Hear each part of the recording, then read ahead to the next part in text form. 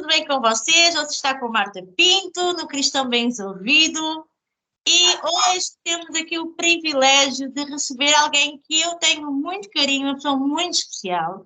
E, evidentemente, alguém que a gente ouve falar, alguém que a gente vê nas plataformas de YouTube, que faz o trabalho muito parecido com aquilo que nós fazemos, de analisar profecias, uma pessoa extremamente ética, respeitosa e entendida do assunto. Mas hoje eu decidi convidar essa pessoa para a gente conhecer um pouquinho melhor. Será que essa pessoa está disponível para se dar a conhecer um pouquinho mais, até porque é uma pessoa extremamente simpática, bem disposta, educada. Então eu tenho o prazer e o privilégio, aqui no Cristão Bem Resolvido, de receber Pastor Otton. Como está? Tudo bem? Bem, Deus, a paz do Senhor Jesus para você, para os nossos irmãos. E assim, prazer estar novamente aqui. Eu acho que é a segunda ou terceira live que a gente faz. E é sempre um prazer conversar com você. A gente tem uma conversa de amigos, aprender um pouquinho mais sobre o Evangelho, tá? Desde já agradeço o convite. É verdade, é bênção mesmo, muito bom mesmo. E hoje vai ser mesmo assim um bate-papo bem relaxante. É um podcast e nós queremos conhecer um pouquinho mais. Eu gostaria muito de saber um pouquinho da tua trajetória. Sei que eu posso tratar por tu, né? Porque na final de contas eu sou mais velha, é pastor, então eu não sei como é que eu hei de me expressar. Fica à vontade sobre isso, pode ficar à vontade, tá bom? Sem informativo. Está à vontade, já é aqui da casa, entre aspas, já que todo mundo conhece o Pastor Otton e é um grande referencial para mim e para a minha família, para o meu esposo, que o acompanha, até porque eu quero da parte dele mandar os cumprimentos, ele neste momento não está aqui em casa, tá bom? E eu gostaria de saber como é um pouquinho da sua trajetória, da tua trajetória ao longo da tua vida, da tua infância, onde é que tu nasceste? Então, bem, eu nasci no Rio de Janeiro, sou carioca, por mais que eu moro aqui em São Paulo, faz mais de 23 anos que eu estou morando aqui em São Paulo, capital, mas eu nasci no Rio de Janeiro, cidade de Duque de Caxias, é uma cidadezinha simples, e a minha família, toda a minha família é de Duque de Caxias, lá do Rio de Janeiro, e a gente, uma família humilde, simples, minha mãe conheceu meu pai, né? Minha mãe é carioca, o meu pai é daqui de São Paulo, meu pai acabou viajando para o Rio de Janeiro a trabalho e conheceu a minha mãe. E foi aí que os dois acabaram se casando e nasceu eu e o meu irmão Iago, somos frutos dessa então você relação. Tem um irmão. Eu tenho um irmão de parte de sangue chamado Iago, que graças a Deus hoje ele está firme na presença de Deus, está me ajudando aqui no nosso ponto de educação. O meu esposo também é carioca. E tem outros irmãos, mas são irmãos de criação, né, que foram criados junto comigo. Meu irmão Everaldo é diácono lá no Rio de Janeiro. Ok. Né? E tem um outro irmão também chamado Cauã. Sim, então, basicamente a gente começou a servir a Deus todos juntos, né? Eu fui o primeiro a me servir a Deus. Mas, resumindo, a gente era do Rio de Janeiro, né? Acabou acontecendo uma situação do meu pai vir para São Paulo, já que ele mora aqui. Minha mãe acabou acompanhando ele, foi aí que a gente veio para São Paulo por volta do ano 2000. Né? E aí a gente começou a morar aqui em São Paulo, capital. Foi exatamente aqui que a gente se converteu e começou a servir a Deus. Mas basicamente eu sou do Rio de Janeiro, foi de lá que eu vim. Carioca. Que bom, que bom. E como é que foi esse processo da conversão? Como é que eu acredito pelo histórico, né, por aquilo que me diz, acredito que tenha sido bem cedo, não? Então, para mim, eu acredito que foi um pouquinho tarde que eu me converti. Não sei, vai depender do ponto de vista de cada um. Acho que 20 anos, eu me converti com 20 anos. Para alguns pode ser cedo, para mim já era um pouquinho tarde. Eu acho que todo mundo fala isso, né? Eu gostaria de ter vindo mais cedo para a presença de Deus. Queria ter passado toda a minha adolescência na presença do Senhor, mas eu vim um pouquinho tarde porque fui teimoso. Né? O Senhor me chamou desde cedo, mas sério? Sim, foi um pouquinho teimoso até passar por algumas situações, né? Até realmente acordar. Essas experiências, né? Me fala um pouquinho dessas tuas experiências antes de teres conhecido Jesus, qual era o teu cotidiano, o teu estilo de vida, para nós sabermos um pouquinho do teu testemunho e vermos realmente uma diferença. Eu lembro-me até que tu colocaste uma fotografia lá na tua comunidade do Otton de antes e o depois, eu achei impactante. E fala um pouquinho, conta para nós um pouquinho dentro daquilo que tu sintas à vontade. E nós gostaríamos de saber como é que foi esse processo, de antes ou depois, qual foi o impacto que Jesus teve na tua vida. Conta para nós. Então, quando a gente mudou para São Paulo, a minha mãe e o meu pai acabaram tendo alguns desentendimentos, né, principalmente por parte do meu pai, né, que era uma pessoa mais violenta nesse sentido. E essa é uma das coisas que me marcou muito, né, que é a questão de você meio que conviver num lar que tem violência doméstica. E aí a minha mãe, graças a Deus corajosa, teve coragem de sair de casa, né, por causa dessas violências que aconteciam. Ninguém servia a Deus naquele período, mas graças a Deus minha mãe teve coragem, saiu de casa, ela sustentou eu e o meu irmão, imagina, mãe solteira, sustentando eu e meu irmão, a gente veio morar aqui na periferia da Zona Norte, e foi aí que a gente começou a ir para a igreja. Minha mãe, principalmente, foi a primeira que começou a frequentar a igreja, mas ela nunca foi firme. Ela ia de vez em quando na igreja. Aí, nessas vezes que ela ia de vez em quando, ela levava eu e o meu irmão. Foi aí que eu tive o primeiro contato com a mensagem do Evangelho, o primeiro contato com Jesus. Mais ou menos, assim, com que idade? Peço desculpa, só para sabermos mais ou menos em que nós olha, andamos. 12 anos por aí, 12 aninhos. 13. Então ainda foi de 12 para os 20, foi que nem eu. Então, Resistência.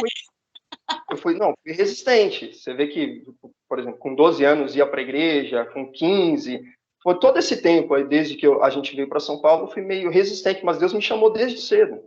E aí eu ia para a igreja, mas era aquilo, era uma pessoa que não se firmava na presença de Deus. E aí eu conto um ponto interessante da minha vida, que lá por volta de 2006, 2007, eu tive uma síndrome do pânico. Foi um dos momentos mais terríveis da minha vida, né? Que eu me tranquei dentro do quarto, eu não queria comer, eu ficava com medo de perder a vida. São sintomas, realmente, da síndrome do pânico e crises de ansiedade. Inclusive, minha família inteira sofreu junto comigo nesse momento. E eu, na adolescência ali. E foi aí que eu tive um momento mais próximo com Jesus, porque eu ia para o culto e chorava. E não sabia, eu ainda não era cristão, não servia, mas eu ia para o culto e eu sentia lá eu sentia algo para chorar, aquele alívio. Nesses momentos da síndrome do pânico, o único momento de alívio que eu tinha é quando eu saía do quarto para ir para a igreja. Foi aí que eu tive o primeiro contato com Jesus, que eu costumo dizer que realmente Jesus me chamou, né, ali para servir a Deus de maneira mais firme. Só que, qual é a questão? Eu fui curado, graças a Deus, consegui vencer a síndrome do pânico, voltei a ser uma pessoa normal, a me associar, a sair, brincar com as pessoas, a sair do quarto escuro, trancado, né, a parar de ter esse medo maluco de achar que vou morrer a qualquer segundo. Só que eu não me firmei na igreja, né? Em vez de ficar firme ali com Cristo Jesus, eu acabei, na verdade, me afastando, indo para o mundão. Foi aí que eu realmente comecei a viver esse mundão louco, né? Como, infelizmente, muitos jovens... É normal, porque nesse período dos 12 anos é sempre um período da pré-adolescência. Então, a pessoa entra ali numa divisão entre igreja e mundo, ainda para mais quando se entra na igreja, a pessoa não nasceu num berço evangélico, no fundo não sabe, não foi instruído. Então, eu acredito que a pré-adolescência, já para um cristão normal, já é um bocadinho crítico, porque é como eu sempre digo, eu tenho 3 filhos e sei, um está a entrar na pré-adolescência e naturalmente eles vão sentindo curiosidades e daí talvez isso tenha acontecido contigo, em termos de firmeza, de não estar preparado, ainda para mais talvez meio confuso também, porque eu também já sofri de crises de pânico, eu sei muito bem o que isso é, aliás, eu também fui liberta disso, também tenho um testemunho muito grande acerca disso, um dia vou contar, mas realmente isso é muito mau. Isso naturalmente também esteve relacionado com a tua infância, né? Porque no fundo, na infância, o que é que acontece? Quando nós como crianças, é onde fica registado todos os momentos que nós vivemos, tanto os bons como os menos bons. E depois aquilo, o nosso sistema nervoso central, ele arrebenta. Vai estourar um dia. E daí virem as crises pânicas. As crises pânicas não são nada mais nem nada menos que uma reação do nosso corpo que tem aquilo que tem acumulado derivado ao sistema nervoso central, daquilo que nós ouvimos, daquilo que nós vemos. É óbvio que também tem a questão espiritual, mas eu acredito que tenha sido uma questão mais fisiológica, ter vivido tantas experiências, algumas coisas menos boas, a situação de pais e tudo, é sempre um bocadinho complicado. E isso também não ter ajudado, não? como é que eu posso dizer? Era a maioria dos jovens daquele período que andavam comigo, meus amigos, irmãos, ninguém se firmava na igreja. Na verdade, eu era o único que ia de vez em quando. Né? A síndrome do pânico, como eu disse, me aproximou um pouquinho mais da igreja, ali de ouvir, mas eu nunca tive aquele verdadeiro compromisso. Por isso que eu digo que eu nem me converti, na verdade. Né? Eu não tive um encontro verdadeiro porque não me converti. Eu só ia para a igreja, mas para aliviar aquele sentimento de medo, coisa assim. Foi o primeiro contato. Mas, infelizmente, não me firmei. Nessa que eu não me firmei, aí eu passei realmente o período da adolescência ali, 15, 16, 17, 18 anos, na loucura do mundo mesmo. Né? Que aí eu comecei a ser um rapaz que saía para balada, que bebia muito. Graças a Deus, nunca cheguei a ter envolvimento com droga, mas era um cara que realmente se envolveu muito com bebida, ou coisas assim. Foi aí que eu comecei a desenvolver o desejo de se tornar DJ de funk, que tem muito a ver com o meu testemunho, pessoal, né? Porque, então, por incrível que pareça, quando eu conto, às vezes as pessoas... você, DJ? Exatamente. Eis aqui alguém que Jesus salvou. Deus transforma mesmo, né? Quem olha para si, ninguém vê, né? Eu sou a prova viva de que Jesus também salva funkeiros, porque... eu não sei se por causa da raiz carioca, que veio do Rio de Janeiro, lá, muito funk ou coisa assim. Sim, então, sim. eu acabei lá em meados de 2007, 2008, acabei criando um desejo absurdo. Eu quero ser DJ, eu vou ser um DJ famoso. E o que aconteceu? Eu não tinha computador na época, eu ia para Lan House fazer música, né, na internet, ficava fazendo música e postava. Foi o primeiro contato que eu tive no YouTube. E o que aconteceu? Querendo ou não, as músicas que eu começava a criar, de maneira meio amadora, começaram a ganhar visualização. Inclusive, isso assim, começou a ser propagada na internet. Isso em meados de 2007, 2008. E aí eu me lembro que o desejo de ser DJ de funk no mundo era algo que se tornou muito forte na minha vida. Muito forte mesmo. Aí acabei entrando nesse mundão, né, de produzir funk. Eu me lembro que muitas das vezes eu comecei até a ficar meio arrogante, prepotente, porque as músicas que eu produzia estavam sendo tocadas em altos-falantes de carro que passava na rua. Às vezes já aconteceu de eu ir para uma quermesse e ver uma música minha tocando ali. E foi ali que, querendo ou não, entrava uma certa vaidade no meu coração. Eu vou ser famoso, eu vou ser DJ. Sempre assim, o diabo sempre conquista através da fama. É impressionante. O que aconteceu? Lá em meados de 2009, já falando um pouquinho da minha conversão, eu comecei a viver essa vida de DJ, já ia tocar em alguns lugares, tal. Parecia que eu estava realmente preso no mundo. E eu me lembro que foi nessa época que eu parei totalmente de ir para a igreja. O funk realmente prendeu meu coração. Ali eu não ia para a igreja de jeito nenhum. Né? Só que Deus, ele tem um plano nas nossas vidas. Eu costumo dizer que Deus pode até dar corda, mas tem uma hora que se ele tiver um projeto na sua vida, ele vai puxar essa corda. Não tem jeito. Exatamente, não porque ele quer o meu mal. Hoje eu entendo que tudo que aconteceu comigo foi para o meu bem. A melhor coisa da minha vida foi Deus ter puxado a corda. Né? Ele ter puxado a corda para dar um ponto final nessa história de DJ, porque eu não sei aonde eu ia parar com essa vida. E aí eu acabei conhecendo uma garota, se apaixonando nessa vida louca de DJ de funk, até que chegou ali por volta de setembro de 2009, que foi o período da minha conversão. O que aconteceu? Eu tive uma grande desilusão amorosa com essa garota, que eu era a primeira namorada, era uma paixão louca, né? Aquela coisa de paixão de adolescente, o primeiro amor, e assim, eu acabei sendo, como é que eu vou dizer? Passando um momento de frustração na vida sentimental, né? Eu acho que o sentimento que eu expressei, eu não tive de volta. E isso foi um baque muito grande, foi um primeiro momento, assim, de grande desilusão na minha vida.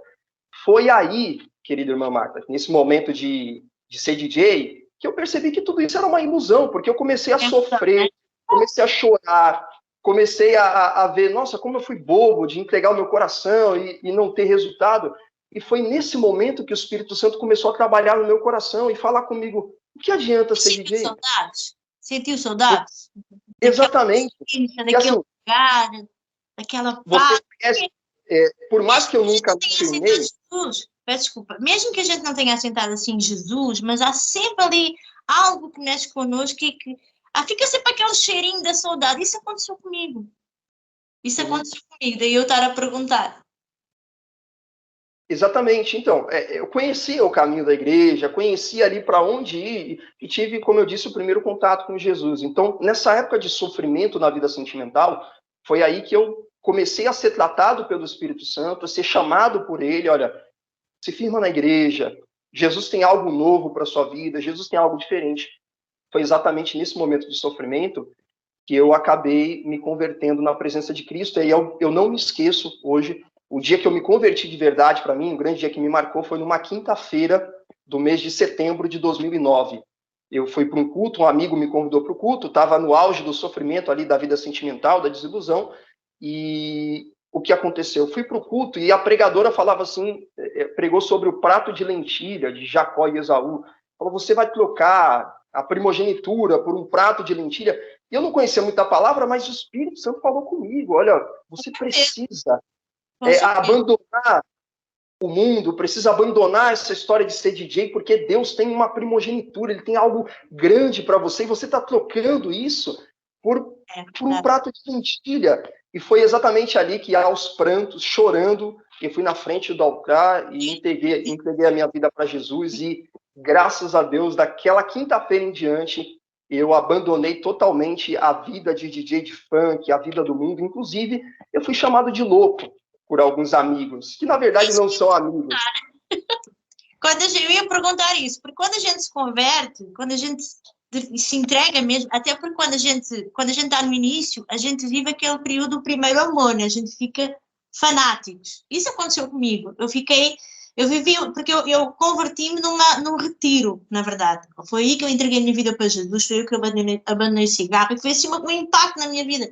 E eu tive uma semana seguidinha, sempre me alimentava da palavra, aquilo era palavra de manhã, palavra à tarde, palavra à noite, palavra de manhã, a gente não tinha tempo para mais nada. Eu, quando saí daquele lugar, eu sentia-me num mundo à parte, assim, tipo, meu Deus, eu ia cheia de energia, parece que eu tinha levado uma injeção ali, cheia do Espírito Santo, e as pessoas dizem, você está fanática, você não pode levar o evangelho assim tão a sério, essas coisas não é bem assim e tal. Isso aconteceu contigo também? 100%. E digo mais, se não fosse desse jeito, eu não me firmaria na presença de Cristo. Teve que ser desse jeito. A sensação realmente é como se fosse um caminhão a 300 km por hora tivesse batido contra mim, ou seja, foi um impacto muito profundo do evangelho na minha vida a partir daquela quinta-feira. Então, eu cheguei em casa, a primeira coisa que eu fiz, eu comecei a deletar todas as músicas que eu tinha produzido na internet. Eu lembro que naquele período era Orkut ainda, né? Então eu tinha comunidade no Orkut de fã. Então o que eu fiz? Eu deletei comunidade, eu deletei tudo. E os pessoal falaram, você ficou louco? O que aconteceu? Você deletou os seus canais, suas comunidades, os seus vídeos do YouTube de música? Eu falei, eu não quero saber mais disso. Eu encontrei algo diferente para a minha vida. E foi aí que eu comecei a receber crítica do tipo, você tá fanático, não precisa disso. Mas precisava. Foi uma conversão realmente impactante. Daquele dia em diante, nunca mais saí, nunca mais fui para balada, nunca mais bebi. E assim, passei a congregar numa igreja aqui perto da minha casa, numa Assembleia de Deus, e ali eu me firmei. Ali eu realmente criei raiz e comecei a servir a Deus, a fazer a vontade de Deus, comecei a caminhar no Evangelho, a construir uma história com Deus. Então, o que eu me lembro da minha conversão foi exatamente esse impacto que o Evangelho trouxe para a minha vida ao ponto de renúncia, porque eu acredito que a verdadeira conversão tem que ter renúncia. Né? Todos os homens de Deus sempre renunciaram a alguma coisa, e eu tive que renunciar realmente a essa história de ser DJ de funk para Deus cumprir um projeto na minha vida. Foi algo realmente impactante na minha vida. É muito impactante mesmo. Eu lembro-me perfeitamente, no dia em que eu me converti, foi assim, fui a única pessoa a ir à frente e receber oração, mas foi assim uma coisa tremenda. E por incrível que pareça, quando essas coisas acontecem, existe uma atmosfera no mundo espiritual assim que o diabo não fica feliz com isso. O diabo vai sempre arranjar uma estratégia de te atrair. E a primeira coisa que o diabo fez comigo foi me acusar, primeiramente, de que eu não era digna de ter Jesus ao meu lado, eu não era digna de nada. E depois que eu aceitei Jesus, eu naquele período, naquela quinta, eu ainda tive um processo assim também de libertação, no sentido de confessar os meus pecados, coisas erradas, eu comecei a chorar, eu comecei a lembrar. Por quê? Porque quando Deus transforma, primeiramente Ele nos leva, a gente se lembra, a gente sente nojo das coisas que a gente fez no passado. Eu acho que parte de um princípio da verdadeira transformação, quando alguém conhece Jesus, é olhar para trás e ter esse arrependimento de nojo mesmo. E por incrível que pareça, quando eu subi para o quarto, porque aquilo era muito engraçado, era tudo separado, meninos de um lado e meninas do outro, era muito giro, assim, eu senti uma menina, como a minha vida também foi, comecei muito cedo, assim, nas baladas também, comecei a namorar também com 15 anos, então eu não tive tempo para brincar direito, poderia ter aproveitado muito mais e não aproveitei, então quando eu ficava naquele lugar, onde eu via as pessoas brincarem, eu achava até estranho para mim, para aquela idade, eu tinha 20 anos, eu já me achava uma trintona, sei lá, não sei, eu achava que não era para mim. Mas depois o Espírito Santo começou a falar comigo e começou, não, brinca, vai andar de balanço, vai sentir o que é ser livre. E eu lembro-me perfeitamente que no dia em que eu aceitei Jesus, eu tive 23 chamadas não entendidas da pessoa de quem eu mais gostava e que nunca, por sinal, teria ligado mais, ou seja, nunca mais me tinha dito nada, mas naquele momento eu tinha 23 chamadas não atendidas no meu telefone dessa pessoa. Marta, só para interromper você rapidinho, a mesma coisa aconteceu comigo. A mesma coisa. É incrível como as coisas mudam quando você se posiciona na presença de Cristo, né? Exatamente. Isso que eu queria passar para as pessoas que estão aí a ouvir a gente. Então, assim, eu acredito, nos dias de hoje, não é? às vezes é... E vamos viver ali um momento de batalha. E aí é que é importante se firmar na igreja. Aí é que é importante as pessoas escolherem com quem as pessoas devem andar. Eu bani toda a gente. O meu primo, que hoje é pastor, é que me dizia assim, tu vais comprar um cartão novo e tu vais mudar de número de telefone. E foi o que eu fiz. E é interessante até para as pessoas que estão nos ouvindo, porque eu acredito que todo mundo que se converteu vai ter uma história semelhante a essa. Mas assim, na semana que foi a semana que eu mais recebi convite para ir para a balada, para tocar como DJ, porque assim, o inferno não fica feliz de ter perdido o controle sobre uma vida, né? Você sair das garras de Faraó, para a gente usar aqui uma figura de linguagem, ele não vai ficar feliz. Então, obviamente, vai fazer de tudo para que você volte debaixo das garras dele ali, né? Então, assim, é óbvio que a moça que me trouxe uma certa dor sentimental mudou de ideia lá no futuro.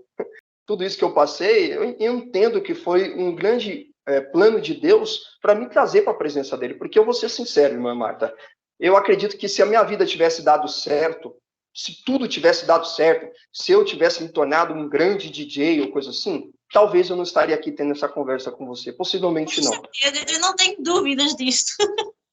Então, deu errado, esse foi, a gente costuma dizer, foi o errado que deu certo. E glória a Deus por isso. Amém. Eu fico muito feliz também, pastor. E em relação à tua vida ministerial, vamos falar um pouquinho agora sobre o ministério, não é? Já falámos aqui do percurso da infância.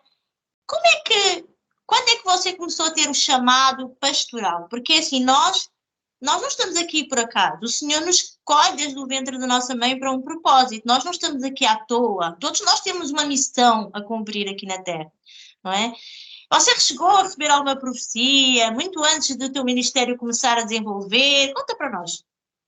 Sim, na verdade eu tive a primeira profecia que eu recebi na minha vida foi uma profecia que, inclusive eu não contei, né, da época que eu ainda não estava firme na igreja. Eu me lembro que eu estava num culto, né, um culto que eu visitei, e o pregador, no final do culto, né, pediu para todo mundo se levantar, e ele falou, apontou para mim e disse, você jovem que está sentado aí, para mim, né, disse assim, ó, Deus manda te dizer que através da sua vida, ele vai salvar a sua família e a sua casa. E assim, eu não entendi nada, não estava firme na igreja, não tinha compromisso nenhum, mas era uma palavra que Deus liberou para a minha vida, que através da minha vida ele ia salvar a minha casa e o meu lar. E olha só que coisa, em 2009, eu fui o único da minha família, o primeiro a me converter de verdade, a se firmar. E assim, então eu me converti em 2009, ali no finalzinho de 2009, né, com 20 anos de idade. O que aconteceu? A minha conversão foi muito impactante, foi realmente à beira do fanatismo ali, e eu entendo por que foi assim, porque se não fosse assim eu não me firmava. Como comecei a orar todo dia, eu me trancava no quarto aqui em casa e orava, o Senhor Jesus me batizou no Espírito Santo, eu começava a falar em línguas, né? Orar em línguas ou coisa assim no quarto. E o que aconteceu? Essa oração em línguas gerou uma curiosidade nos meus irmãos impressionante. É bom, né? Que língua é essa que ele está falando? Que negócio é esse? Esse cara mudou. Esse cara não fala mais palavrão, esse cara não mente, esse cara não sai mais para balada, e agora ele está trancado no quarto, orando uma língua que nenhum de nós entende. Isso gerou curiosidade neles. E aí, que coisa interessante, nessa curiosidade, eles abriam a possibilidade de eu falar um pouquinho de Jesus. Não, eu fui batizado no Espírito Santo, tal, esse é um dom espiritual. Aí eles achavam isso interessante. E eu orava sempre por eles. Até que um dia, numa terça-feira de oração, os meus 2 irmãos apareceram no culto de oração lá da igreja. E para honra e glória do Senhor Jesus, os 2 se converteram no mesmo dia.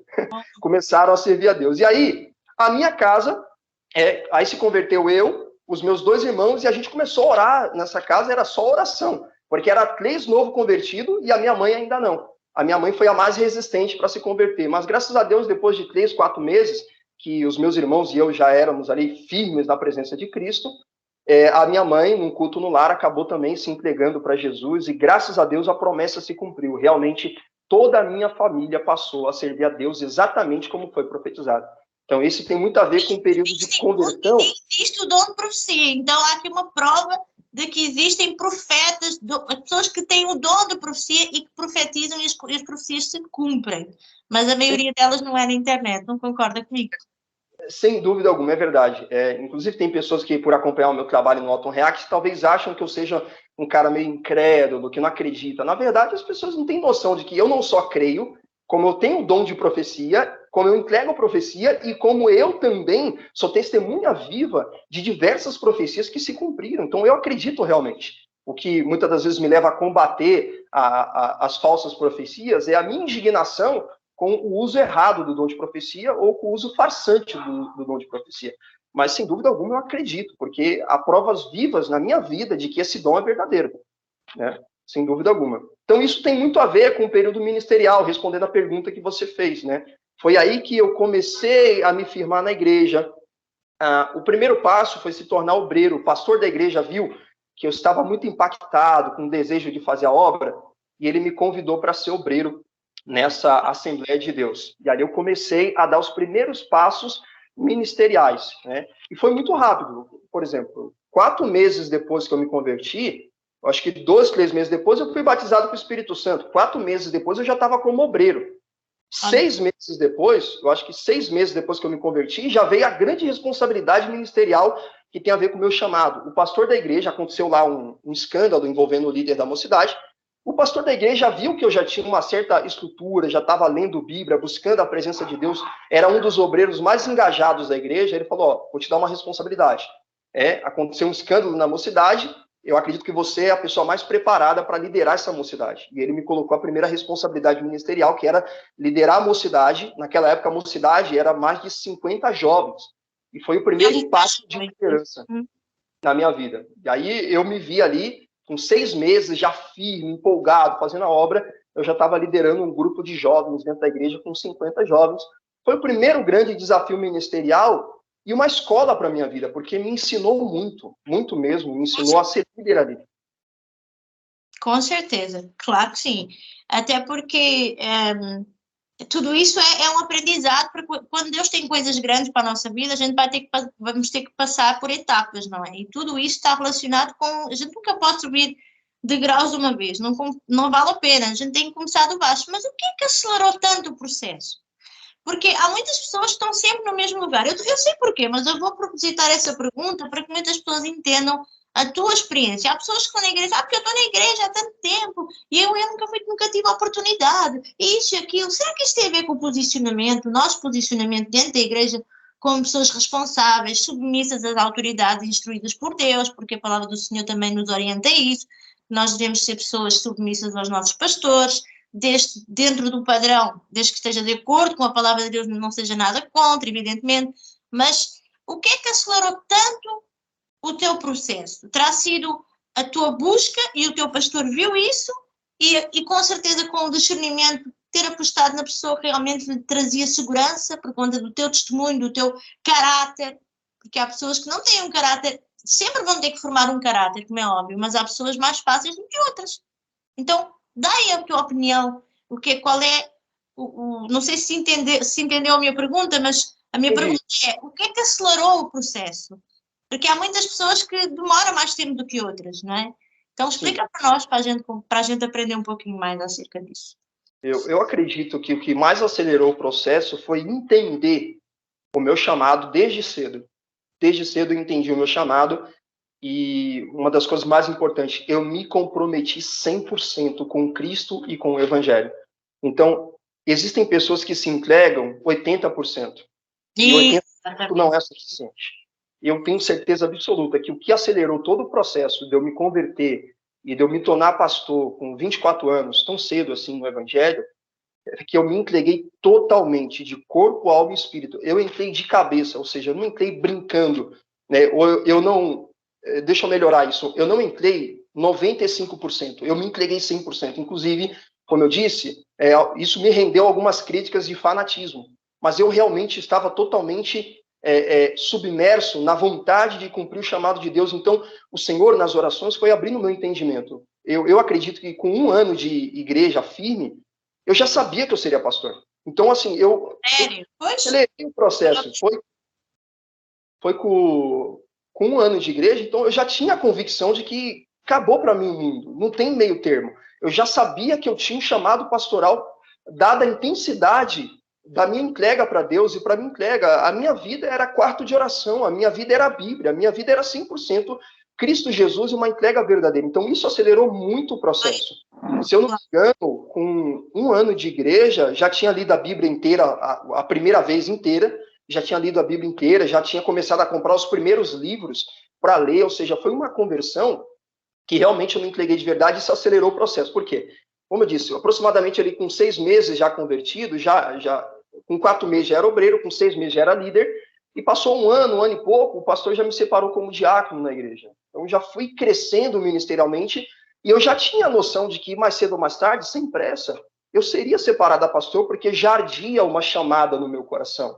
Eu já sabia que Deus me chamou para isso. Você tinha esse desejo de pastorear? Tinha. Então, olha que coisa interessante. Por isso que eu acho que a questão de separar alguém do ministério pastoral tem 2 aspectos principais. Primeiro, a chamada. Tem que arder uma chamada no coração da pessoa. Eu acho que é errado você separar alguém ao ministério pastoral forçando a pessoa. Inclusive, não só o ministério pastoral, qualquer cargo, qualquer função ministerial, a pessoa tem que desejar isso. Não adianta obrigar. Então, eu tinha o desejo de ser pastor. Eu sempre tive esse desejo. A partir de 1 ano de conversão, já sabia disso. Tem muito a ver com isso e tem a ver com a dedicação, né? Como eu disse aqui, uma dedicação profunda.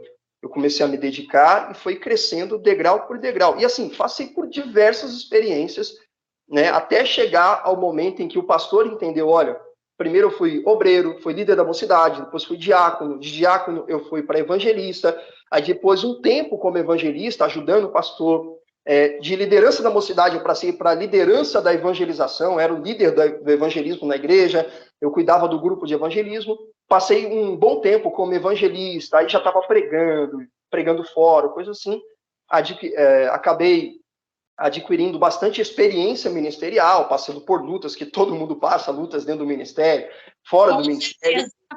Tem gente que acha que o pastor é de ferro, não tem sentimentos, não tem emoções, não passa por situações menos boas. Tem gente que acha que o pastor tem que estar disponível, tem que estar 100% bem o tempo inteiro, mas não é assim na verdade. Não, a gente passa por um processo, né, todo mundo vai passar, né, ministerialmente, às vezes de correção, principalmente, como você disse. Tem uma das coisas que eu mais gosto de pregar tema é caráter. Eu acredito que foi o momento de modelar o meu caráter. Deus estava tratando, até hoje. É mais dolorosa, não é, pastor? Exatamente, né?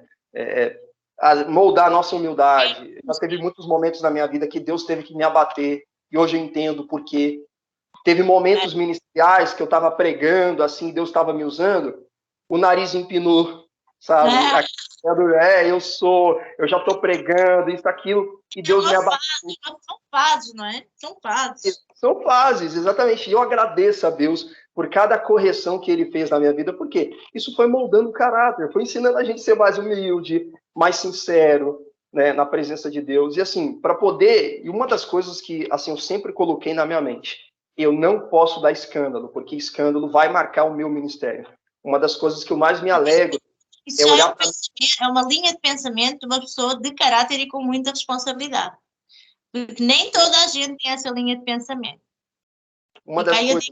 vocês aí em casa. Uma das coisas que eu mais, assim, eu não vou dizer orgulho para não achar meio vaidade, mas é uma coisa que eu me alegro, é olhar para a minha trajetória ministerial e ver que, graças a Deus, eu tenho uma trajetória de bom testemunho. Então, Amém. se qualquer um quiser vir, por exemplo, o testemunho de si mesmo é em vão. Então, é melhor o testemunho de terceiros. Então, se qualquer um quiser investigar a vida do pastor Walton, a trajetória até se tornar pastor, ou até mesmo depois, a melhor coisa é você vir aqui e perguntar para os meus vizinhos, para as pessoas que congregaram comigo, e eles vão dar testemunho. Porque, assim, eu estou de cabeça erguida. Uma trajetória ministerial de exemplo. Passei por diversas lutas, rebeliões dentro da igreja, que às vezes as pessoas vão junto com os rebeldes, e não, eu fiquei firme ali, eu respeitei a liderança, eu passei por momentos difíceis. O pessoal fica irado, né? E se rebela contra o pastor e sai da igreja, e depois leva uma série de pessoas atrás.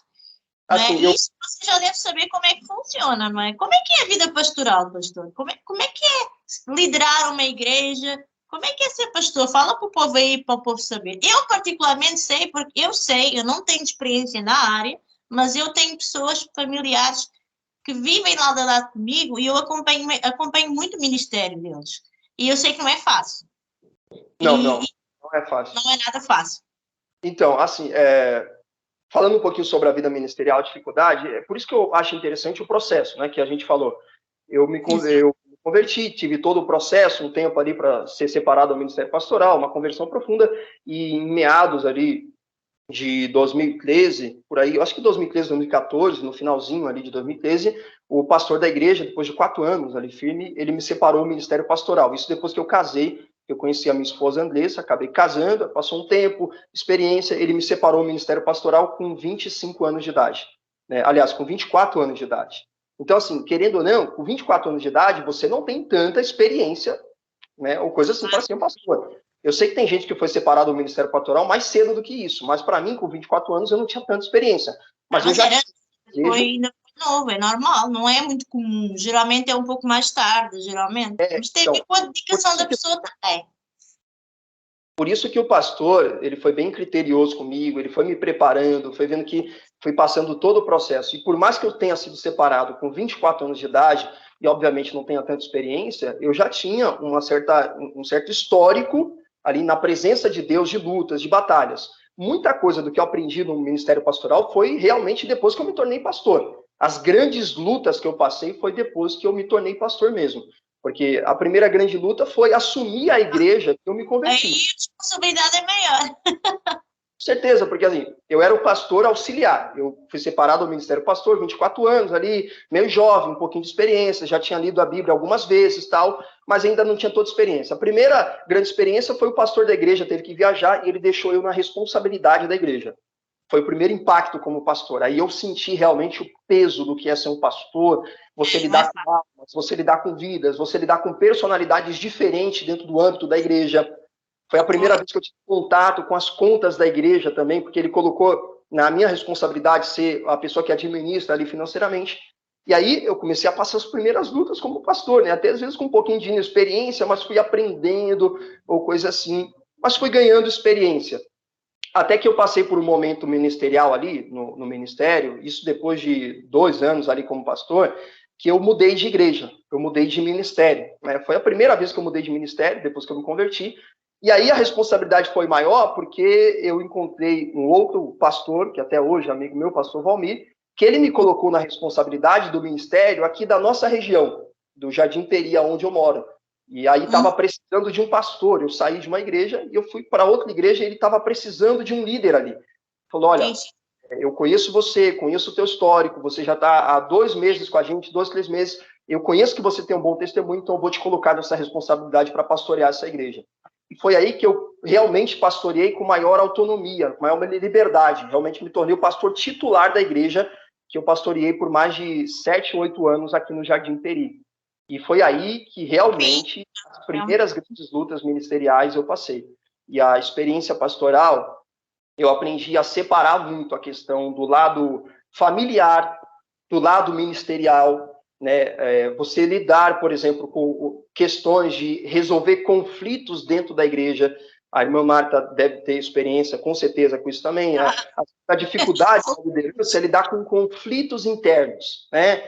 A imaturidade de um membro com o outro, uma pessoa que não conversa com o outro, o pastor tem que saber ser o cara que vai reconciliar, que vai saber lidar com aquela alma. Existem pessoas que são mais submissas, outras são mais insubmissas, que são mais difíceis de ser. Da forma como tem a ver com a vida da pessoa, com a história de vida. Se for uma pessoa muito cheia de feridas e mágoas, é mais difícil trabalhar a vida dessa pessoa, entendeu? Eu particularmente, eu confesso que no início, quando eu me converti, no início não foi fácil, porque eu tinha muitas mágoas, muitas feridas para tratar, para sarar, devido ao meu passado, que nada mais e nada menos não foi um passado assim, não fiz nada assim, nunca me droguei, nem nada, embora tenha um histórico de família dentro da minha casa, tive um irmão que foi toxicodependente e sei bem o que é viver debaixo de um teto pesado, onde eu via a minha mãe chorar. Tenho até aí o podcast da minha mãe, onde ela conta, onde ela chorava muito, e isso tudo foi trazendo muitas feridas, coisas até que eu nem sabia, mas que tinha que tratar. Então isso às vezes também vem da forma como a pessoa está. E não entender isso, e nunca ter passado por... lá está, tudo tem um tempo. No meu caso, eu confesso que foi difícil. Principalmente quando eu conheci o meu marido, ele sempre tinha muitas responsabilidades na igreja, sempre foi uma pessoa muito ativa na igreja. Então ele tocava, ele pregava, aqui na igreja onde nós estamos, ele teve uma fase então que ele fazia tudo. Aliás, quando o pastor não estava, era ele que fazia as coisas. O meu marido, com 12 anos de idade, entregaram a chave a chave da igreja para a mão dele. Era uma criança, você está a entender? Então era muito complicado. Então ele tinha realmente essa responsabilidade de abrir igreja, fechar igreja, tocar, às vezes pregar, fazia tudo. Então quando eu conheci o meu marido, nem quero saber que no início foi difícil. Por quê? Porque eu era muito imatura, eu era ainda uma menina na fé, você está a entender? Por quê? Porque não tinha tido um discipulado. Eu voltei para Jesus em 2003. Conheci o meu marido em 2008. Depois só me casei em 2007. Depois casei-me em 2009. Mas aí a irmã Marta era muito verde mesmo. E foi difícil. Depois eu comecei a cantar com ele, e na altura, e o meu marido era uma pessoa extremamente chato. Ele é chato. Ele é exigente demais. Ele era muito exigente. E eu não entendia mesmo. Isto é um facto. Estou aqui a falar isso. Porque de repente, quem sabe, tem alguém em casa que já passou por essas coisas e cada pessoa é uma pessoa. O pastor Alton já tem um caráter, talvez, uma personalidade. Isto também está relacionado com a personalidade. Eu sou uma pessoa sanguínea. Então, quando ele me mandava fazer as coisas, por exemplo, quando eu cantava com ele, agora você vai cantar essa música aqui, nós vamos ensaiar essa música. Eu fico, se eu não estivesse muito bem disposta, se as coisas não estivessem muito bem, e ali havia um problema. E ele separava as coisas. Olha, eu vou dizer, é assim, irmãos, olha, vou dizer uma coisa. Deus quer casar, quer namorar, então fica a dica. Deus vai colocar na tua vida uma pessoa ideal para lapidar o teu caráter. E foi isso que aconteceu. Olha, contando um pouquinho da experiência sobre isso, eu sei o que é isso, né? Minha esposa também é sanguínea, tem um temperamento mais sanguíneo, eu tenho um temperamento mais fleumático. Mas isto é a conclusão do quê? A conclusão de que, às vezes, o percurso de vida dentro da igreja, às vezes as pessoas querem subir para o púlpito de qualquer maneira, não pode.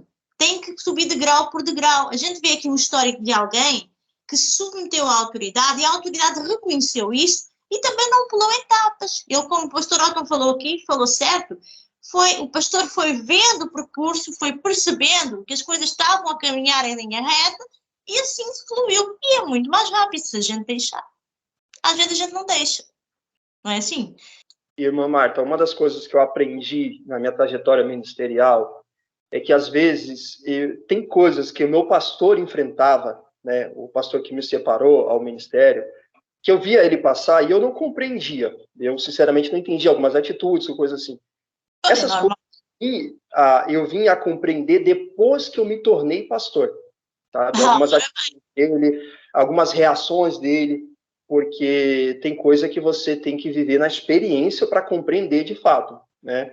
E quando responder aquela pergunta inicial, a vida ministerial, principalmente pastoral, ministério, é uma grande responsabilidade. Sabe por que existem muitas pessoas hoje em dia que almejam o ministério pastoral não pelo trabalho, não pelo chamado, mas pelo título. E esse é o maior erro que as pessoas podem cometer. Por quê? Porque se você deseja um ministério pastoral só enxergando a glória do ministério, o lado bom do ministério, o fato de estar sentado ali no altar, eu quero estar sentado ali também, em visibilidade diante da igreja, ou seja, só enxergando o lado positivo, essa pessoa, quando realmente for pastor, ela vai, no ditado popular, carregar piano, que é sofrer, carregar um peso muito grande. Por quê? Porque o lado pastoral, o ministério pastoral, exatamente, o ministério pastoral, ele tem dois lados, né? Tem um lado ministerial maravilhoso, que é aquele de você estar ali, né, uma certa visibilidade, as pessoas te respeitarem, o pastor e tal, mas tem um lado do sofrimento que ninguém vê. Tem um lado do sofrimento do pastor que tem que, por exemplo, um pastor de igreja pequena, que tem que pagar o aluguel da igreja, às vezes falta o recurso para isso. O lado de você ter que lidar com ingratidão de membros, de pessoas que você ajudou e de repente virou as costas para você, às vezes sai falando mal da igreja. Qual foi o pastor que nunca passou ingratidão? Acho que todo líder vai passar por um momento de ingratidão. É aquela pessoa que você acolheu na igreja, você ajudou, abraçou, e ela sai falando mal de você, sabe? Detonando você. E aqui, esse é o lado do ministério pastoral que muitas pessoas não enxergam. Por isso que, respondendo à pergunta inicial, o ministério pastoral, gente, é uma luta, querendo ou não. Eu sei que tem um lado positivo, né? O lado positivo é quando você termina uma mensagem e você vê alguém chorando, falando obrigado por essa palavra, pastor, impactou a minha vida. É o lado maravilhoso, mas o lado difícil é aquele das lutas, né? Da dificuldade. Tem que pagar o preço da oração, tem que orar, tem que... É muita responsabilidade mesmo, muita avaliação também. Se não tiver estrutura, irmã Marta, as pessoas desistem do ministério pastoral. Essa é a verdade. Se não tiver estrutura, se não tiver preparo, as pessoas desistem. Olha, como é que tu conheceu a tua esposa? Foi na igreja, com certeza, mas conta um pouquinho, assim, como é que foi? Então, a minha esposa era uma ovelha, né?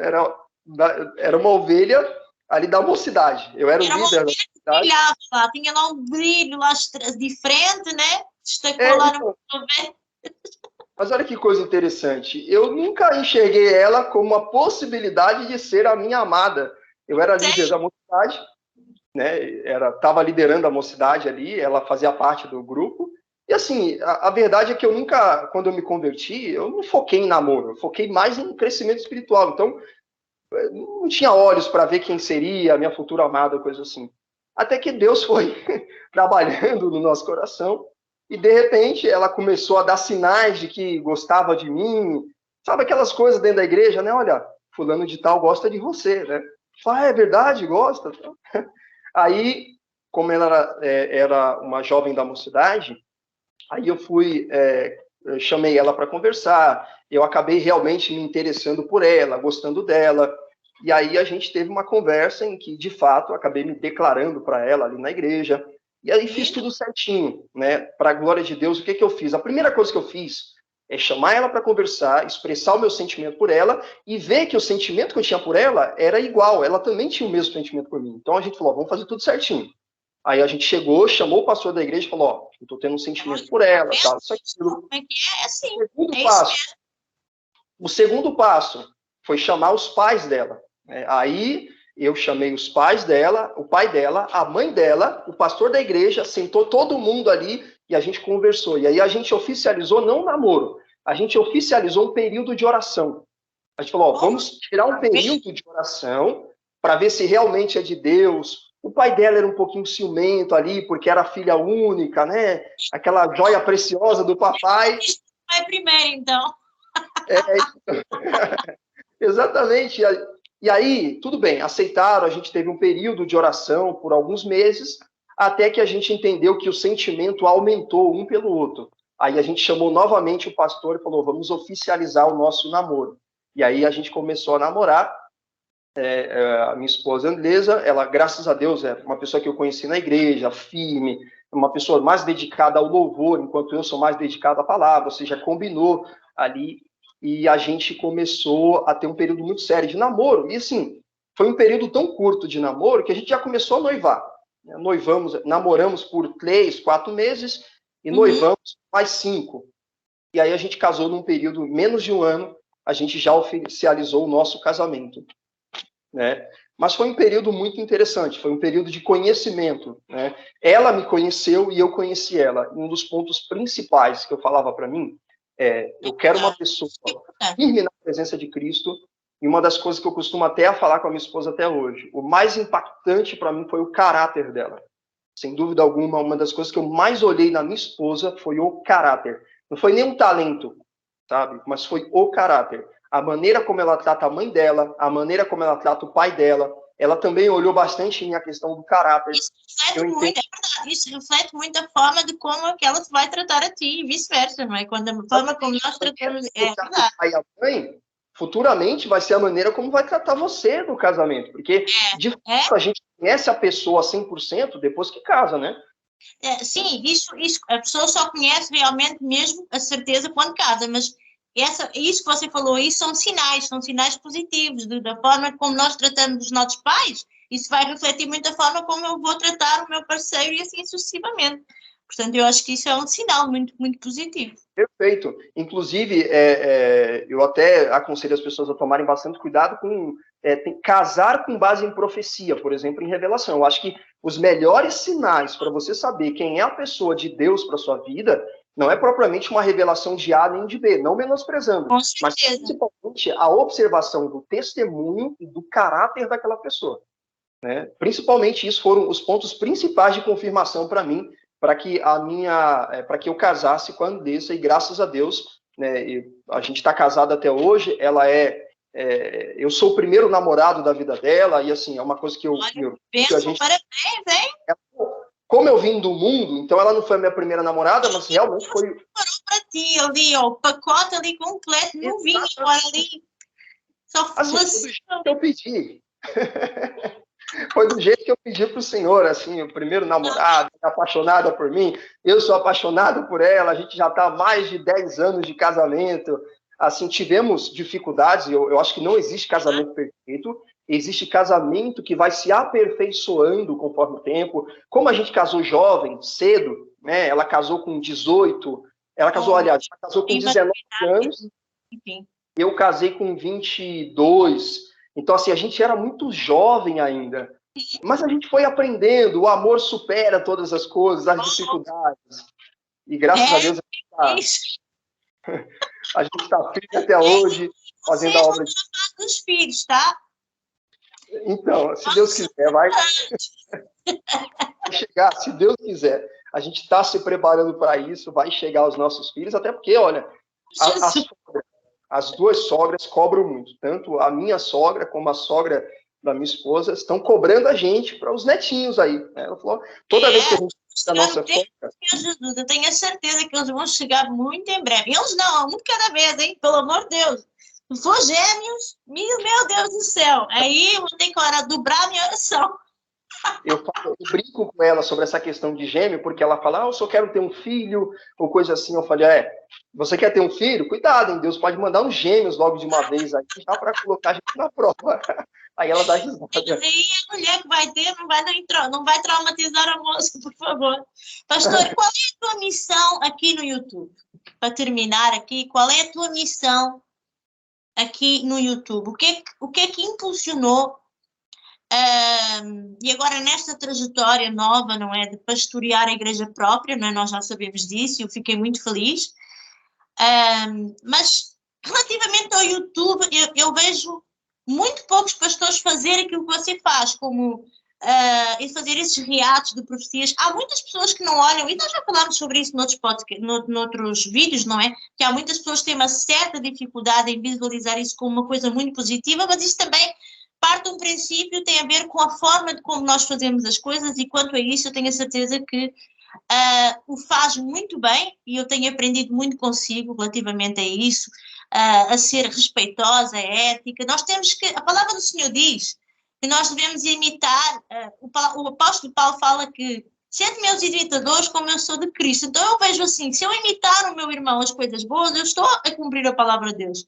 Tirar aquilo que é bom e copiar aquilo que é bom. Não é que a pessoa não tenha personalidade, não tem nada a ver, mas nós devemos sim copiar os nossos irmãos para aquilo que é construtivo e que acrescente na nossa vida e que também transmita para as outras pessoas aquilo que é bom.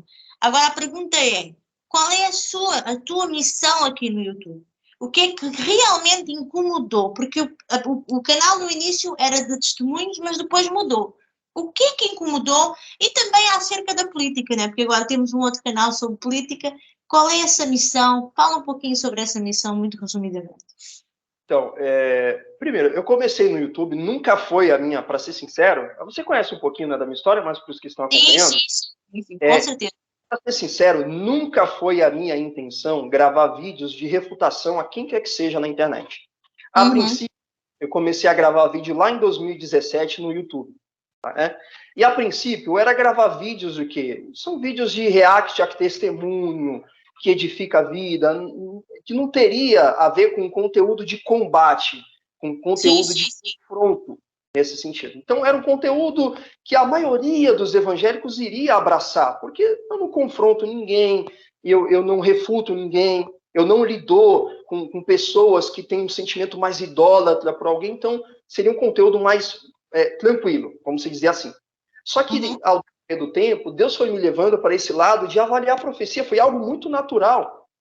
Primeiro, viralizou profecias na internet que começavam a colocar medo no coração das pessoas, e aí eu já era um cara que me dedicava mais à teologia, me dedicava mais ao estudo bíblico. Eu comecei a ver isso, eu falei, não, tem alguma coisa de errada, porque o maior sinal daquilo que tem a ver com o propósito da sua vida é aquilo que indigna você, que deixa você indignado. E o que me deixa indignado? É ver pessoas usando de maneira equivocada o dom de profecia para colocar medo no coração das pessoas, para colocar pavor no coração das pessoas. Isso é uma coisa que me indigna, sabe? Me deixa muito indignado você ver pessoas se aproveitando da ignorância das outras para poder seduzir, enganar, colocar medo, pavor. E aí o meu canal foi tomando um caminho diferente de começar a avaliar. E deu certo, porque o canal começou a crescer nessas avaliações de profecias. E aí eu falei, bem, o que eu posso fazer? Eu posso mudar o meu conteúdo, porque eu sei que é um conteúdo, falando aqui do canal de avaliação de profecia, o Autumn React, eu já entendi, irmã Marta, que o meu conteúdo, querendo ou não, não vai ser compreendido pela maioria dos evangélicos, infelizmente. Pela maioria dos isso aí, até mesmo por parte de pastores que estão dentro das igrejas, mas que não vivem isto, porque eles não sabem, tem muita gente que não sabe o que está a acontecer na plataforma. Exatamente. E assim, eu já abri mão da ideia de querer que todo mundo aceite o meu conteúdo ou compreenda ele. Não. Para muitas pessoas, eles vão olhar o meu conteúdo de maneira fria e calculista e vão dizer, é um fofoqueiro, é um crítico, é alguém que não tem amor, é um juiz, é um soberbo que julga todo mundo. E eu já abri mão de tentar... o julgador, o tribunal, a gente até ganhou um apelido na internet, né? O Tribunal dos Profetas, o Deus do YouTube. Tribunal dos Profetas. Esse foi o apelido que mais pegou, né? O Tribunal dos Profetas. Mas, assim, eu abri mão de tentar convencer todo mundo. Agora, eu agradeço a Deus pelo fato de saber que existem pessoas que entendem o nosso trabalho. Então, eu prefiro focar naquele grupo que é uma minoria, mas que entende o meu trabalho, do que aqueles que não vão entender. E eu acredito que o trabalho que eu faço é importante. Por quê? Porque ele abre os olhos de muitas pessoas que estão sendo, poxa vida, entristecidas, desanimadas, e principalmente, irmã Marta, a banalização dos dons espirituais, principalmente o dom de revelação de profecia. Eu tenho dito isso no meu canal. Gente, se nós não nos posicionarmos hoje, se a gente não falar tá errado, o que vai acontecer? Daqui a 5, 10 anos, ninguém mais vai acreditar no dom de profecia. Por quê? Porque vai banalizar. Já está banalizado. Infelizmente, já está banalizado. Tem muita gente que não acredita mais em revelação e profecia, não é por convicções teológicas, mas é por convicções do mau testemunho. É porque essas pessoas estão cansadas de ver gente falando em língua e profetiza mentira que não se cumpre. Fala em língua, profetiza mentira que não se cumpre. Isso acaba banalizando. Essas pessoas estão feridas com profetada, estão machucadas por causa das ilusões que os profetas estão dando para eles. E aqui eu tomo o máximo de cuidado. Talvez a palavra que eu mais repita no meu canal é: não vamos generalizar. Por quê? Olha, eu confesso que eu copiei isso de você e eu só tenho me dado bem com isso. Nós não podemos generalizar mesmo. Isso é muito importante. que eu mais repito no meu canal. É essa junto com a fase bereana. São as mais repetidas. Né? Por quê? Porque eu quero deixar claro para as pessoas que eu não sou esse incrédulo que muitas das vezes os haters tentam pintar, o cara que não acredita em nada, o julgador. Não, na verdade, eu acredito, gente. Eu acredito tanto no dom de profecia, que quando eu vejo uma falsa profecia, eu fico indignado. E aí, respondendo a sua pergunta, eu entendi, hoje eu entendo claramente. Pode ser que no início eu não entendi, mas hoje eu entendo, através de oração, de busca da presença de Deus, tentando entender. Eu oro muito diante de Deus sobre o meu conteúdo no YouTube. Né? E assim, eu tenho, por incrível que pareça, eu tomo muito cuidado com o que eu falo na internet, por quê? Porque eu sei que Deus não me terá por inocente. Eu tomo muito cuidado, eu costumo até dizer que o exagero do argumento prejudica a causa. Em que sentido? Exatamente. Não é porque você vai combater profecia que você pode falar qualquer coisa das pessoas. Não é porque você vai combater falsas revelações que você pode xingar, ofender, denegrir, passar fake news. Então eu tomo muito cuidado para não exagerar. Por quê? Até por uma questão de temor. As pessoas acham, você não tem temor de falar das outras pessoas? É a grande questão. Eu não falo de pessoas, eu falo do conteúdo que elas estão produzindo. E por que eu não tenho medo de Deus pesar a mão, de Deus acabar com a minha vida, como algumas pessoas tentam insinuar por aí? Porque eu respeito princípios. Eu avalio profecia, mas você vê que eu não estou quebrando o princípio. Exatamente. Sim, isso é isso que eu falo. Assim, essa é a maior segurança. É pecar, porque às vezes ao fazer esse trabalho, a pessoa pode se emocionar e pela emoção acabar por pecar. Isso é muito perigoso. É por isso que eu no início eu falava isso, eu não sei se eu vou fazer reatos, mas depois eu comecei a ver realmente que era necessário. Eu no início também tinha essa ideia, eu vou fazer só uns vídeos, o meu canal é só para pregar e para falar de Jesus. É sim, mas quando nós falamos somente disso e não usamos um conteúdo que puxa as pessoas, que induz as pessoas a ter o conhecimento da palavra, ninguém quer ouvir. E então, às vezes, a gente pode pela emoção, acabar por pecar ao refutar esse tipo de coisas, ou analisar esses conteúdos, essas falsas profecias. Eu sempre falava isso, é preciso ter muito cuidado com isso. E isso é realmente uma verdade. Isso é uma verdade e eu tenho que aprender muito consigo, sem dúvida, relativamente a isso. Uma coisa, irmã Marta, desabafando, o meu grande desejo é vir para a internet, abrir a Bíblia e só pregar. Seria maravilhoso. Eu sei, muita gente. A verdade é, vamos ser sinceros, que se você fizer isso, ninguém vai te ouvir. Você não vai ter visualização, eles não vão enxergar você, infelizmente, sabe? Não vão dar ouvido. Então, qual é a estratégia que Deus nos deu? A gente uma coisa pega estratégica. Polêmico da atualidade, alguma coisa polêmica, porque, infelizmente, é isso que dá visualização, é isso que as pessoas querem ouvir. E no meio daquele conteúdo polêmico, você ensina. No meio daquele conteúdo, você ensina a Bíblia para as pessoas. E é o que eu procuro fazer. Eu estou ali avaliando profecia, mas no meio da avaliação, eu estou ensinando Bíblia para as pessoas. Vai induzindo a palavra, exatamente. Vai induzindo a palavra. Infelizmente, a gente sabe, eu já tentei mudar o meu conteúdo, inclusive eu já tentei. Eu não sei se a irmã se lembra, a irmã me acompanha no canal, sabe? Teve uma época no canal em que eu parei de fazer avaliação, comecei só a fazer lives de pregação. Lembro disso, lembro. Você se lembra dessa época? Eu estava tentando mudar o meu conteúdo, porque eu estava no momento que eu estava recebendo hater, que eu falei, poxa vida, eu vou tentar mudar o meu conteúdo, né? E o que aconteceu? As pessoas pararam de me ouvir. Eu parei de ter visualização e algumas pessoas até se entristeceram comigo. Porque, pastor Otto, eu conheci você avaliando profecia. Se você mudar o conteúdo agora, tudo, né? Você meio que não está... eu te conheci desse jeito. Por que você vai mudar só para agradar meia dúzia que virou seu rei? Coisa assim. Você está entendendo? Então, eu entendo que nem todo mundo vai se agradar com o nosso conteúdo e também não é para agradar todo mundo. Mas a minha missão no YouTube, principalmente no canal Otton React, é o quê? É ensinar as pessoas a serem bereanas, é ensinar as pessoas a valorizarem a palavra de Deus e tomarem cuidado com falsas profecias e falsas revelações. Então, a minha missão é, se alguém assistir o meu vídeo, se tornar uma pessoa mais prudente, se tornar uma pessoa mais zelosa pela palavra de Deus por causa das minhas reações, eu já ganhei o meu dia. Não importa se eu estou ganhando dinheiro da AdSense, não importa se o meu vídeo vai bombar, e na maioria das vezes o vídeo não vai bombar mesmo, porque a gente não se utiliza do sensacionalismo, mas se eu conseguir convencer uma pessoa a ser mais zelosa pela palavra e tomar cuidado com falsa profecia, então eu cumpri a minha missão, porque a minha missão, principalmente no canal Otton React, é essa. É abrir os olhos das pessoas acerca das falsas profecias, das falsas revelações, para que no futuro o dom de profecia não esteja tão banalizado como já está hoje em dia, infelizmente.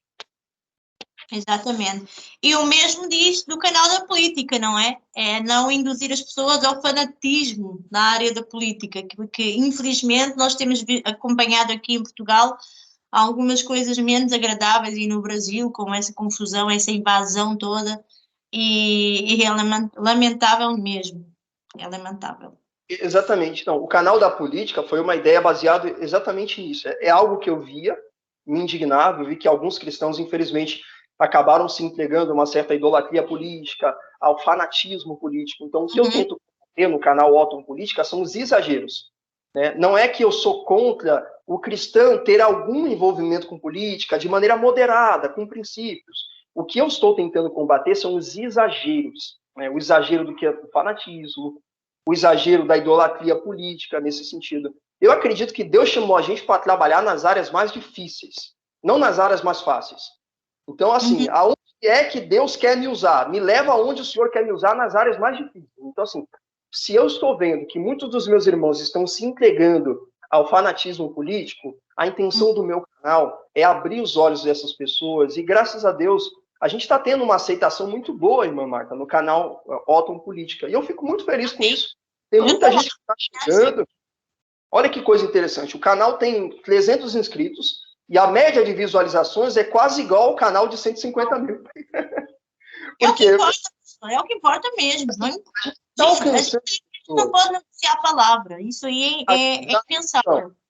É aquela velha estratégia. Eu pego um assunto polêmico e no meio daquele assunto eu vou ensinando Bíblia, eu vou ensinando um pouquinho da verdade da palavra. E é o que eu tento fazer, abrir os olhos dos nossos irmãos para o perigo da idolatria política e do fanatismo político dentro da igreja. Como você disse, né? Infelizmente, a gente está cheio de mau exemplo nesse sentido. Então, a missão do canal Otton Política é isso. É combater o fanatismo político e a idolatria política, obviamente, com respeito para abrir os olhos dos nossos irmãos.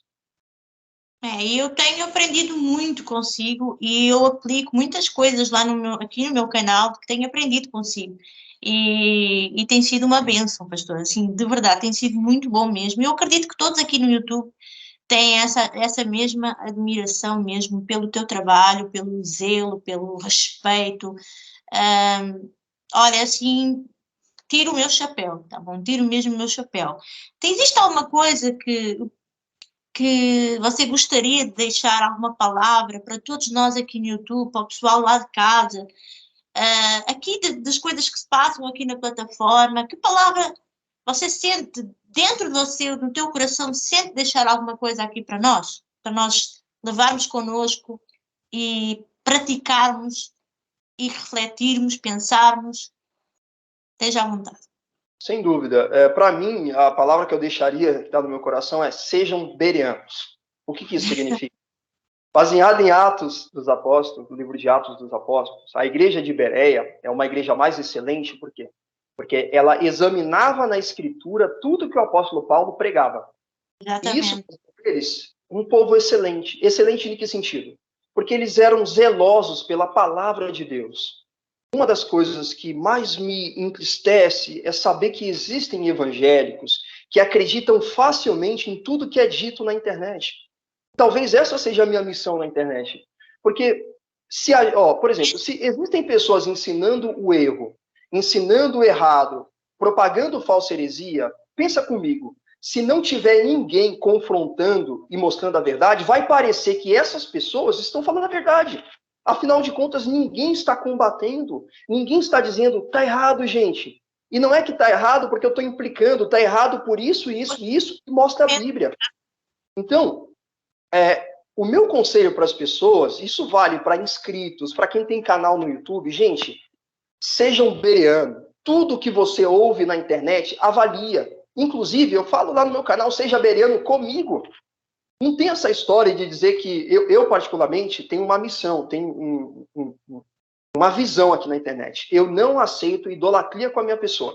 Porque essa é uma das coisas que eu mais abomino na internet. Uma coisa é alguém admirar a pessoa do pastor, admirar o nosso trabalho. Outra coisa é a pessoa me idolatrar achando que eu sou inerrante, que o pastor Otton não erra, que ninguém pode criticar o pastor Otton. Não, pode sim, eu sou comedor de arroz e feijão.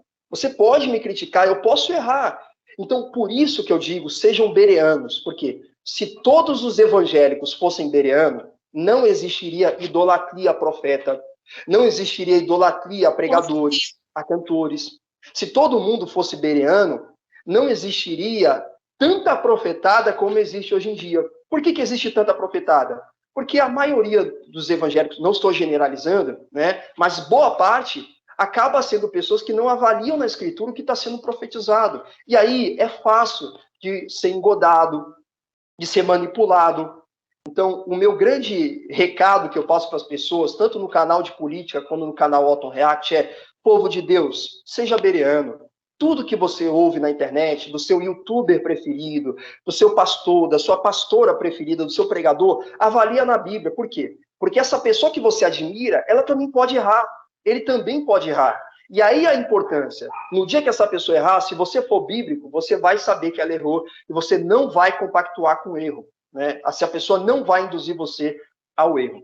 Então, o grande recado que eu deixo para as pessoas é isso: sejam bereanos, sejam zelosos pela palavra de Deus e examinem tudo o que vocês estão ouvindo na internet, inclusive daquele que vos fala que sou eu. Amém, é verdade. Imagina estar a pastorear uma igreja e saber que as minhas ovelhas estão a ser induzidas por esses canais de profetadas, que inclusive não me dizem a mim. E de um momento para o outro, as ovelhas começam a sair das igrejas, porque começam a aplicar. Porquê? No YouTube, nesta plataforma, nós temos uma facilidade muito grande de ir ao encontro daquilo que nós queremos ouvir. Enquanto na igreja, você vai ouvir aquilo que o Espírito Santo induzir o pastor a falar ali. Perfeito, exatamente. Então isso se torna uma coisa muito perigosa. Porque a estratégia que o diabo tem, porque quer queiramos, quer não, isso é uma coisa espiritual, o diabo utiliza a plataforma justamente para atrair as pessoas e elas ouvem aquilo que muitas vezes querem ouvir, não é? Muitas das vezes elas, porque assim, é muito mais fácil eu chegar aqui ao YouTube e pesquisar aquilo que eu quero ouvir. Mas, se calhar, é mais difícil eu estar na minha igreja, sentada no banco, ouvir aquilo que o Espírito Santo induz o meu pastor a falar para mim e para a igreja. Naturalmente, são palavras, se calhar, que eu não vou gostar tanto de ouvir. Você está a entender a lógica? E aí pode acontecer subitamente de ovelhas saírem e tem muita gente que não sabe o que está a acontecer aqui. Isso é muito perigoso, porque o diabo vai utilizar esta ferramenta para tirar as pessoas da igreja, muitas delas. O que é que você tem a dizer acerca disto? E já vamos terminar, porque a gente não pode estar aqui mais tempo. Eu ouvi um pastor amigo meu que ele diz o seguinte: hoje em dia você não pastoreia mais a sua igreja sozinha, né, ou sozinho por causa da internet. Por quê? Você acha que você é o único pastor daquela igreja, mas na verdade na internet ele tem 3 pastores diferentes. E os 3 pastores pregam um diferente do outro. E aí isso vira às vezes uma salada de fruta de confusão na mente das pessoas. Então o pastor da igreja local ali, o pastor físico, está ensinando determinado assunto. Aí vem para a internet e ouve um pastor que ensina totalmente ao contrário e a pessoa fica confusa. Oposto. É por isso. Exatamente. E às vezes, o perigo está aí, querida irmã Marta. Às vezes o pastor ou a pastora que está na internet ensinando, está ensinando totalmente errado. E aí a pessoa vai para a igreja, aprendeu tudo errado, sabe? Às vezes acaba criando conflitos dentro da igreja por aquilo que aprendeu na internet. Existe muito isso. Então, a importância, mais uma vez, de ser bereano, de você examinar. E aí, eu faço um ponto interessante aqui para os pastores. Nós, pastores, líderes, temos que ensinar as pessoas a serem bereanas, a serem pessoas criteriosas naquilo que estão ouvindo. Existe uma frase que diz assim: você é o que você come. Isso tanto no sentido físico, realmente, se você só come comidas ruins, isso vai prejudicar você. Agora, no mundo espiritual, isso também é uma verdade. Você é o que você come, o que você se alimenta. Se você está se alimentando de heresia na internet, você está se alimentando de profetada, você está se alimentando de profecias que nunca se cumprem, profecias que só servem para massagear o seu ego, para fazer de você uma pessoa mais orgulhosa, mais vaidosa, que só gera entretenimento, mas nunca se cumpre, Ora, isso vai ter um efeito na sua vida, e o efeito geralmente é negativo. Tem muita gente, as pessoas costumam só olhar o lado bom, mas, gente, se a gente for avaliar, e eu recebo comentário assim no meu canal, tem muita gente que está frustrada, desanimada, ferida, por causa de profetada na internet. Então, é essas pessoas que eu me compadeço, porque alguém tem que ver isso também. E aí, a gente só vai olhar para o lado das visualizações dos grandes profetas do YouTube e aquelas pessoas que foram feridas. E a fé daquelas pessoas que se desanimaram por causa de uma profecia que iludiu elas politicamente. E elas estão desanimadas na fé por causa disso. Elas não estão mais acreditando em profecias porque foram iludidas por um profeta da internet. A gente tem que ter compaixão dessas pessoas. E é exatamente por isso que a gente tem que alertar, que a gente tem que abrir os olhos das pessoas. Eu costumo dizer que a internet, ela tem pessoas que são leigas e tem pessoas que são maduras. Tem pessoas que têm a mente boa, mas tem pessoas que têm a mente fraca. Eu não me preocupo com aqueles que têm a mente boa, mas eu me preocupo 100% com aqueles que têm a mente fraca, com aqueles que acreditam em tudo que é dito. São essas pessoas que eu tenho uma certa compaixão para poder abrir os olhos delas, alertar, porque geralmente são essas pessoas que facilmente são enganadas com profetadas e profecias e são induzidas ao erro, infelizmente. E eu também já recebi muitos e-mails, por incrível que pareça, o meu canal não é de longe, é um canal pequeno, mas eu já recebi muitos e-mails assim de pessoas aterrorizadas, com medo, a pedir oração, por ouvir essas profecias e não terem pessoas que sofrem de crises de pânico, entende? Irmã Marta, eu não estou conseguindo dormir direito, estou com medo, porque moram em lugares que... tsunamis, principalmente, quando foi a Vitória Fernandes, quando profetizou lá aquelas coisas todas, eu lembro perfeitamente que eu recebi e-mails acerca de pessoas que me diziam que tinham mesmo muito medo. E isso é realmente frustrante, e muitas das vezes essas pessoas não falam com os pastores dentro da igreja por vergonha. Aí o pastor fica sem como é que vai ajudar? Não tem como ajudar, entendeu? Então é muito complicado. Pastor, muito obrigada. Não sei se quer dizer mais alguma coisa. Hoje eu queria finalizar de uma maneira diferente. Eu queria pedir ao pastor que fizesse uma oração para todos nós, porque é importante, é bom recebermos uma oração para finalizarmos este vídeo. Sim, então, eu agradeço, obrigado pelo convite, e pode ter certeza que todas as vezes que você me convidar para a gente ter esse bate-papo aqui entre irmãos, pode ter certeza que eu vou separar um tempinho na agenda para a gente conversar, porque é sempre edificante, é muito bom a gente ter esse momento de comunhão e de ensinamento. Tenho certeza que muitas pessoas foram edificadas por tudo que foi ensinado e passado aqui, né? Eu agradeço sempre e que Deus abençoe a sua vida, os seus inscritos, os irmãos. Eu que agradeço, pastor. Eu que agradeço a coragem, o amor, o carinho. Nós aqui em casa temos muito orgulho, muita admiração por senhor, porque o meu esposo, ele bem vê o seu canal muitas vezes e nós gostamos do seu posicionamento. Não idolatrar. A gente, não, então, essa questão, Marta, a gente sabe separar, a gente somos pessoas maduras, a gente sabe separar o que é respeito, admiração do que é idolatria. Respeito e admiração, exatamente. São bem longe uma da outra. Uma coisa é você admirar, assim como eu admiro você e sua família, respeito vocês, e idolatrar é outra bem diferente, que vai levar as pessoas para fora da palavra. Então, a admiração a gente tem por muitas pessoas, homens de Deus, assim como eu tenho também pela sua família. Tá bom? Posso orar? Amém. Glória a Deus. Vamos lá. Senhor Deus, em nome do seu Filho amado, Jesus, eu quero te agradecer por essa conversa, Pai. Essa conversa, irmãos, com a minha querida irmã Marta.